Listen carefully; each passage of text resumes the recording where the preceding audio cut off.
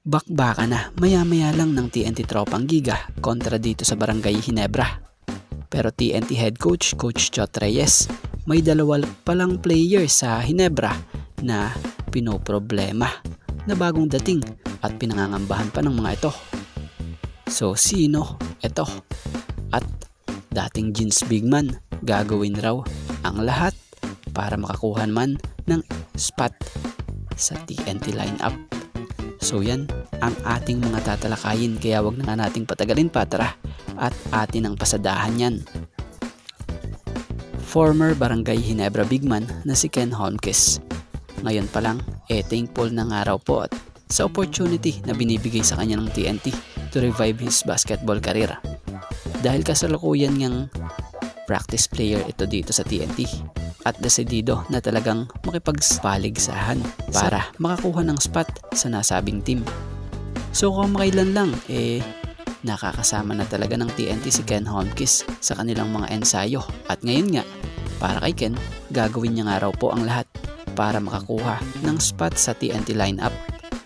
Pero bago nga yan, for the meantime, makikita muna natin itong si Ken Holmquist na maglaro dito sa Zamboanga Valientes para nga po sa upcoming Dubai International Basketball Championship. So tingnan natin soon kung ano ang mga susunod na magiging update dito, kung tuluyan nga ba itong makakakuha ng spot sa lineup ng TNT Tropang Giga. So tapatang Barangay Ginebra kontra sa TNT Tropang Giga magaganap na ngayong araw sa elimination ng 2024-25 PBA Commissioner's Cup. Pero bago nga po maganap ito, ine-expect na pala ng TNT na ibang Ginebra na ito dahil sa pagkakadagdag nila Troy Rosario at nagbalik na si Jamie Malonzo. Matatandaan naman sa huling pagtatapat ng TNT at Ginebra, noon pang finals na kung sa ay wala sa lineup noon itong sila Rosario at Malonzo. Pero ngayon, sila'y na nandito na.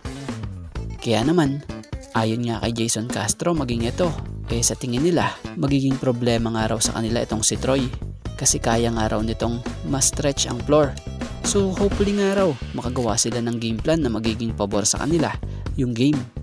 At about naman dito, sa TNT head coach na si Coach Chot, na ayon nga po sa naging update ng spin, credit po sa panulat nitong si Rio Venterado, ayon kay Coach Chot, not only Troy, I think Jamie Malonzo is already ready as well. So matatanda namang last na magtapat nga po ang Ginebra at TNT, wala sa lineup ng Ginebra ang dalawang tinutukoy na to nitong si Coach Chot. At ngayon, andito na at alam ni Coach Chot na magiging malaking impact sa Ginebra ang larong kayang ibigay ng mga ito. So iba na nga raw itong Ginebra ngayon kumpara sa nakaharap nila noon. So yun, sa ngayon ito nga lang po muna ang ating sports pasada, and thank you for watching guys, and God bless everyone.